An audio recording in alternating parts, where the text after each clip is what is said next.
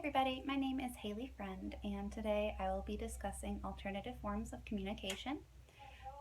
In particular, I'm going to be discussing speech generating devices. You may also hear these being referred to as SGDs. A lot of individuals with autism and other disabilities in speech use these to help them communicate their wants and their needs. I am currently a registered behavioral technician, and I work with children that fall on the autism spectrum. So I have lots of clients that use these devices.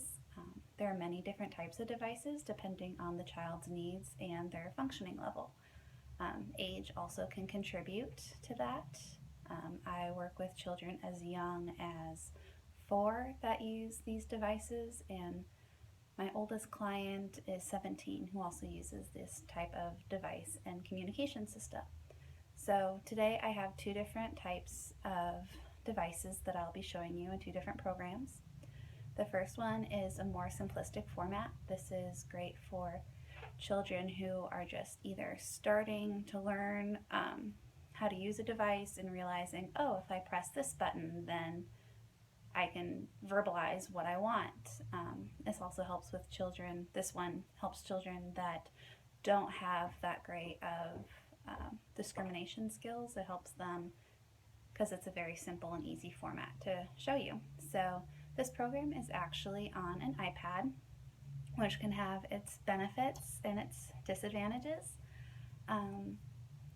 The app is easy to purchase, and a lot of people have iPads, which is great, but if you have a child or a client that is really good at navigating an iPad, it may be hard to keep the child on this actual program instead of going on to play a game, which is an experience that I have had. So the first form is very simplistic.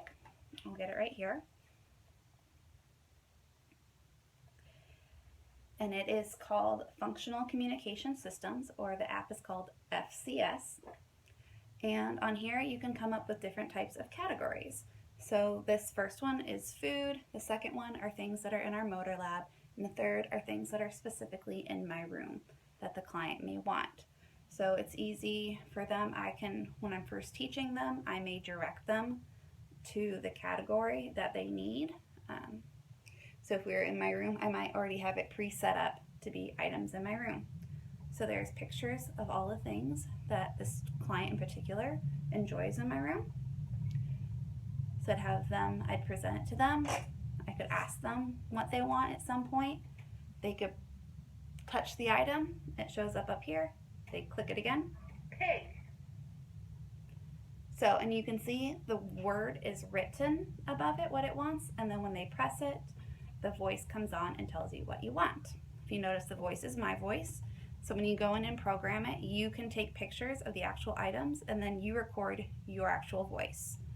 There are some other features on this app that we currently don't use because we don't have a client that necessarily would use them.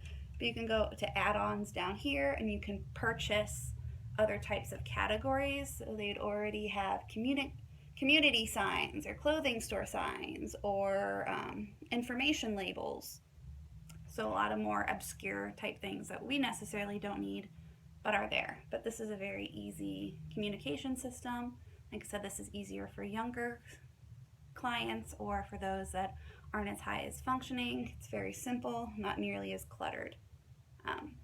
So like I said, this one is on an iPad, but notice if they figure out how to go through there, then they can go to any fun game instead. The second one is a lot more complex, and it is a program and a device by PRC. Let me see if I can angle it so you can see what it is. There you go. So there are a lot more buttons and a lot more things to be entertained by.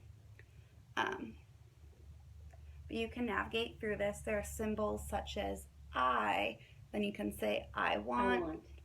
Then you can go under the food. Sorry, you can't really see it. And then you could go I want. Go under fruit. Apple. Apple. Hit up again. I want apple. So this is more of a computer animated sound, but you can go through and figure it out. It's just a lot more complex. So speech generating devices can be formatted to fit the client's needs through specific apps, or if they're more complex and have greater abilities to discriminate between pictures and what they want. There's also ones that have keyboards, so if they actually can spell and type, they can type out what they want and it can generate. It just depends on the client and what they need. Thank you, and I hope you have a good overview now of speech generating devices.